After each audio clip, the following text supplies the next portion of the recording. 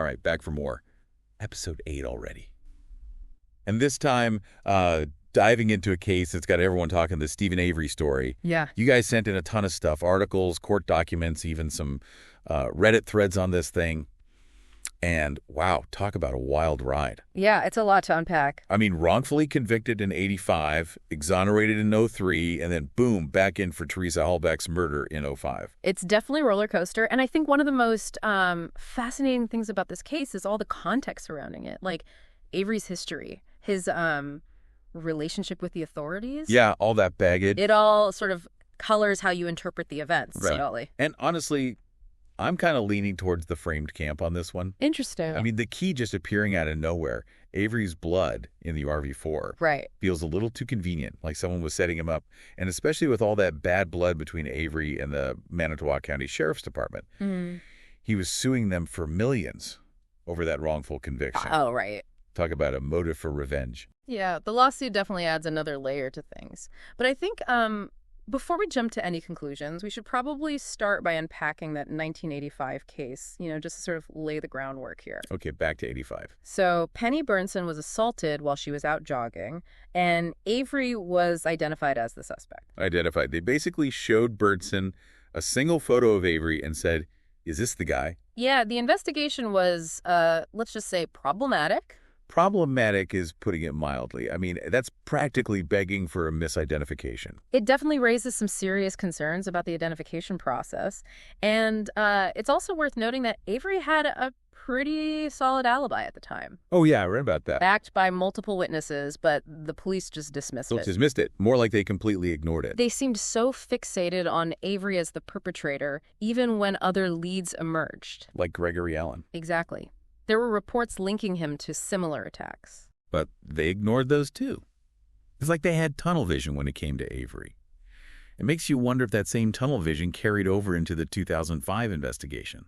That's a good question. And it's something we should definitely consider as we move forward, especially since some of the same officers who were involved in the 85 case were also involved in the Halbach investigation. Wait, seriously? The same cops? Yeah, guys like Eltiet Lank and Soshnate Colborn, the ones who were implicated in some questionable conduct during the 85 case. So basically the cops who messed up the first investigation might have been calling the shots in the second one. It's a possibility, and it definitely casts a shadow over the later case. All right, so we've got some bad blood and potentially biased investigators. But what about the Averys themselves? I mean, they weren't exactly the most popular folks in Manitowoc County, were they? Well, they were kind of the black sheep of the community. Working class, running a salvage yard. Not exactly fitting in with the country club crowd. There was definitely this pre-existing tension there, a sense that they were outsiders. Which probably didn't help Steven's case, right? It definitely contributed to the overall atmosphere surrounding the investigation. Okay, so fast forward to 2005. Teresa Halbach disappears after visiting the Avery salvage yard. Right. Her car is found, partially hidden on the property, but, not hidden very well. The location of the IV4 is definitely one of the big mysteries in this case. If I was trying to hide a car, I'd probably do a better job of it. Fair point. But, we have to remember that Avery's blood was found inside the vehicle. Yeah, but what about that vial of Avery's blood from the 85 case? The one with the punctured seal? Oh, right. Couldn't someone have used that to plant his blood in the RV4? That's what the defense argued. They claimed that Manitowoc County officers had access to the vial and could have easily planted it. And that EDTA testing, the one that was supposed to determine if the blood came from the old vial. Right. It was inconclusive. Which just adds another layer of doubt to the whole thing. Talk about adding fuel to the framed fire. But then, on top of all that, we have the key to Halbach's car. Right, the key. Found in Avery's bedroom, 6 days into the search. I mean, are you kidding me? The key is a major piece of evidence in this case. And its discovery is definitely a point of contention. It just seems so strange that it would take 6 days to find a car key in someone's bedroom. Especially if it was just lying out in the open. Right. It makes you wonder if someone maybe wiped it clean and planted it there to frame Avery. That's a possibility. But then again, there was only Avery's DNA on it, not Halbach's. Huh. So if she was using that key all the time, shouldn't her DNA be on it? I think so. It's just another piece of this puzzle that doesn't quite fit. Exactly.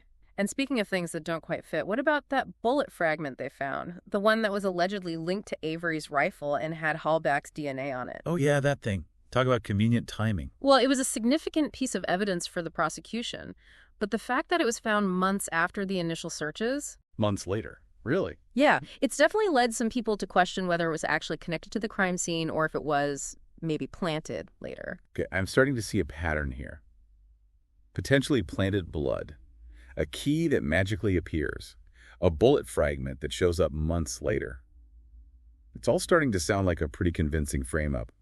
But wait, what about Brendan Dassey, Avery's nephew? Oh, Brendan. He confessed to helping with the murder. Right. Well, Dassey's confession is one of the most controversial aspects of this entire case. Why? What happened? Well, for starters, he was only 16 years old at the time. He also had some cognitive limitations. And on top of that, he was interrogated without a lawyer present. 16. With learning disabilities. And no lawyer. That's not good. Yeah, the interrogation tactics used in his case were highly questionable, to say the least. Like, how questionable are we talking? Like, they were feeding him information, making promises, and really playing on his desire to just go home.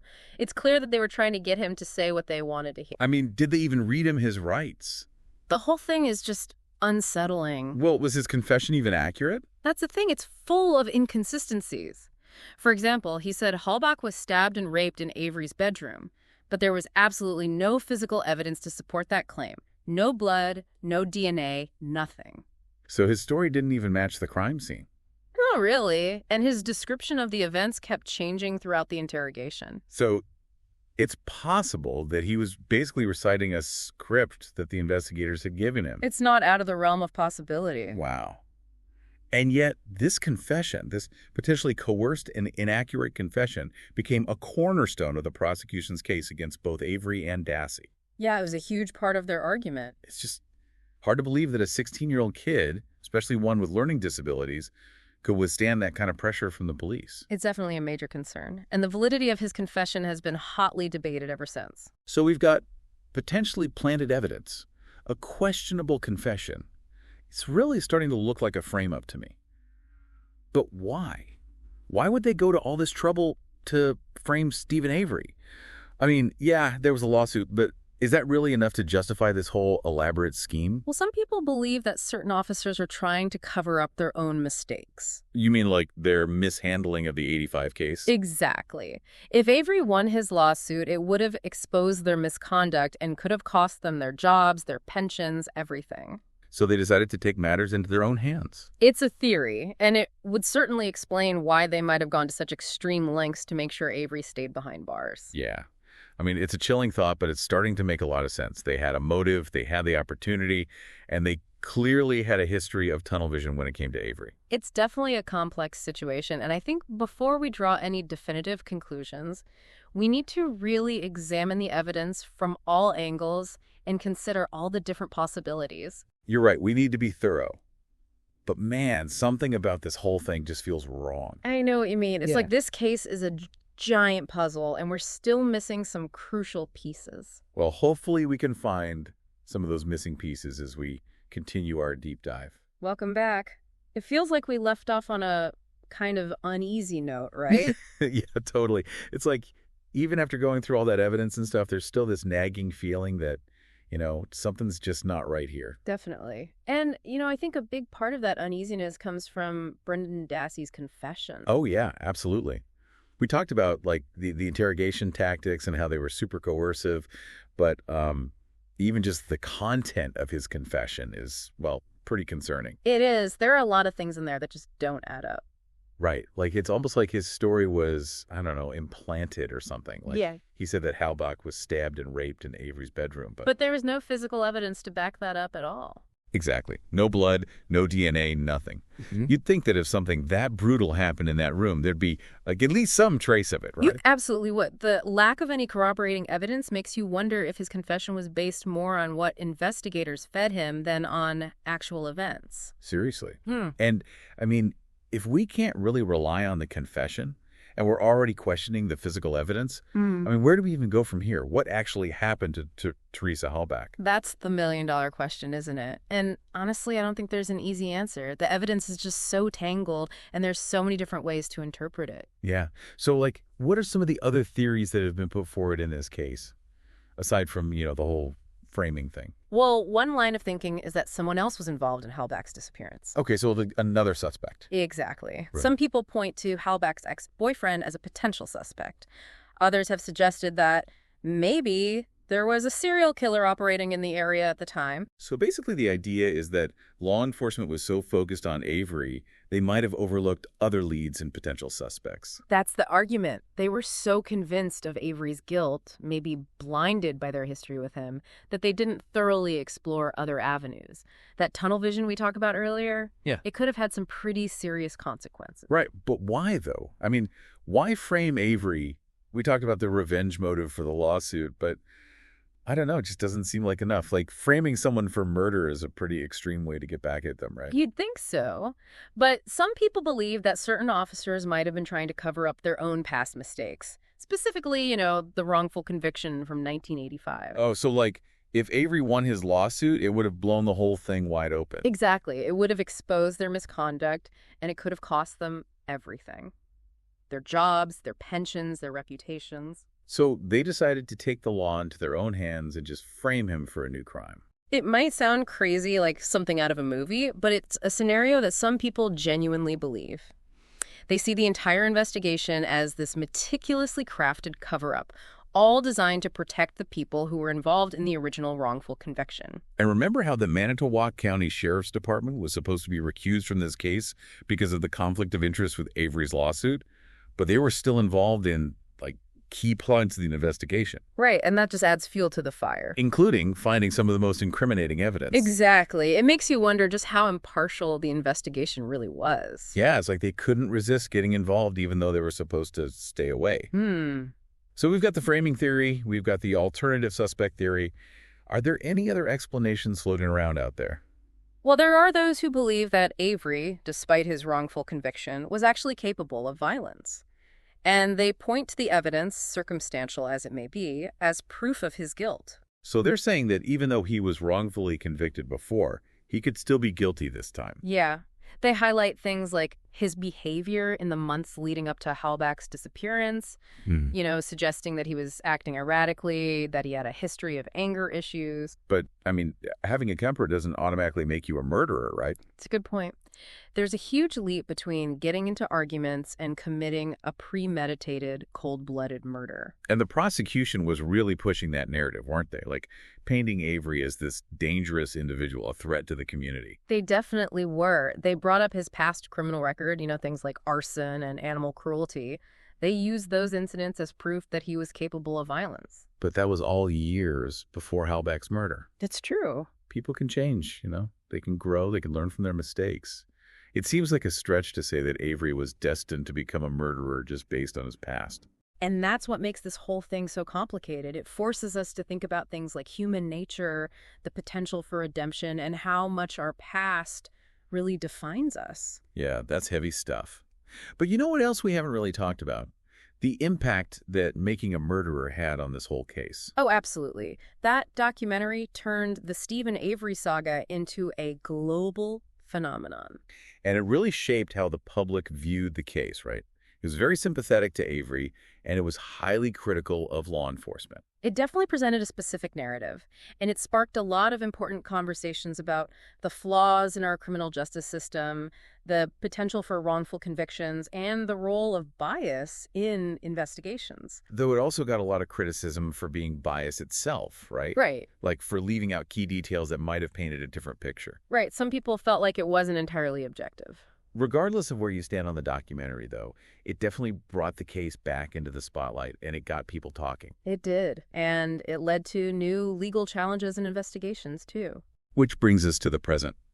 I mean, the Steven Avery case is far from over, right? There are still appeals pending, new evidence is being looked at, and there are a lot of people out there who believe he was wrongfully convicted. And on the other side, you have just as many people who are convinced of his guilt. They believe the evidence is clear and that justice was served. It's crazy how divided people are on this case. It really is. And it shows just how complicated and nuanced the whole thing is. Yeah. The truth is probably somewhere in the middle, right? Like, it's rarely black and white. Exactly. And this case is going to continue to fascinate and frustrate people for years to come, I think. I mean, we've only got one more part left in our deep dive. We'll try to wrap it all up and hopefully, maybe get a little bit closer to the truth. Okay, so here we are, the final part of our Steven Avery deep dive. And man, I gotta say, this case is really sticking with me. All the twists and turns, the conflicting evidence, just the whole emotional weight of it all. It's a lot. Yeah, it's definitely one of those cases that stays with you long after you've, finished looking at the details. Right. And I think we've uncovered a ton of information, but it still feels like we're grappling with that same central question. Yeah. Can we really, after all this, say that we understand what happened to Teresa Halbach? I think that's the core of it, isn't it? Like, do we actually know? Yeah. And it's like you have the prosecution story, the defense's arguments, and then public opinion that's been so heavily influenced by the documentary. And it's almost as if everyone is looking at the same puzzle but seeing a completely different picture. It's true. And I think that's a challenge we face not just in this case, but in so many complex situations. You're bombarded with information, often conflicting information, and it's up to each of us to sort of sift through it, weigh the evidence, and then try to draw our own conclusions. Which is easier said than done, right? Yeah. Like, I'm not a forensic expert. I'm not a lawyer. So how am I supposed to look at a case like this and actually make sense of it all? Well, I don't think you need to be an expert to think critically about these things. I mean, it starts with acknowledging our own biases, right? We all come to this case with certain preconceived notions, whether we're aware of them or not. Okay, so, admit that we might already have an opinion, one way or the other. Exactly. Maybe we're inclined to believe that Avery was framed, or maybe we lean towards the prosecution side. But just being aware of those biases, that's a good first step. All right, recognize our biases. Got it. What's next? Well, then we have to really look at the evidence, right? And I mean, really evaluate it. Not just accept what's presented to us at face value, but actually dig a little deeper. Ask questions. Consider alternative explanations. Like we were talking about earlier with the blood in the RIFE-4. The prosecution said that it proved Avery was at the crime scene, but the defense argued that it could have been planted. And so it's up to us to look at the specifics. How was the blood collected? How was it tested? What was the chain of custody? All of that. And then decide what we believe. I mean, it feels like a lot of responsibility. Like, I almost need a crash course in forensic science just to understand all the nuances of the evidence. I get it. It can feel overwhelming. But you don't necessarily need a degree in forensics, What you do need is a healthy dose of skepticism and a willingness to ask tough questions. Challenge the assumptions that are being made. Look for inconsistencies. Consider different perspectives. That's how we start to cut through the noise and get a little bit closer to the truth, I think. And what about all the legal stuff? Like, there were so many procedural issues raised in this case, especially with Brendan Dassey's confession. How do we even begin to understand all the legal complexities? Yeah, the legal system is a beast, right? Yeah. It's incredibly complicated, but there are resources out there that can help us understand the basics at least. We can read legal analyses of the case, we can listen to expert opinions, and we can, try to familiarize ourselves with key concepts like due process, the right to an attorney, the rules of evidence, that kind of thing. So basically, we need to be more informed citizens, engaged, inquisitive, and, holding our justice system accountable. I mean, the Steven Avery case, whether you believe he's guilty or innocent, it really highlights just how important it is to have a vigilant and informed public. 100%. Because if this could happen to Steven Avery, it could happen to anyone. Wrongful convictions, police misconduct, prosecutorial overreach, these are all issues that affect every single one of us. The Avery case serves as a really stark reminder that our justice system, while, striving for fairness, is far from perfect. And so I guess that brings us back to the question that we've been kind of dancing around this whole time. After all of this discussion, all of this analysis, are we any closer to understanding the truth about what happened to Teresa Halbach? That's the tough part, isn't it? Honestly, I don't know that we are. This case, it's like a puzzle with missing pieces, and it's possible that we'll never have the complete picture. But I don't think that means our deep dive was a waste of time. Yeah, I agree. I mean, we learned about the complexities of evidence, we talked about the potential for bias in investigations, and we stressed the importance of demanding accountability from our justice system. And maybe the biggest takeaway from all of this is that sometimes there are no easy answers. You know, there's no neat resolution, just this kind of lingering unease and a whole lot of unanswered questions. That's the reality of many complex cases, unfortunately. They challenge our assumptions, they force us to confront uncomfortable truths about our systems, and they remind us that the search for justice, it's often a really long and winding road. Well said. And on that note, I think it's time to wrap up this deep dive. It's been heavy, for sure, but so important. And as we close, I want to turn it over to you, our listener. What has stood out to you the most in this case? What will you be thinking about as you move forward? Keep exploring the evidence, the arguments, the implications, all of it. This story, complex and unresolved as it is, deserves our continued attention and scrutiny. Absolutely. The quest for truth never really ends. Keep asking questions, keep digging, and keep demanding justice for everyone.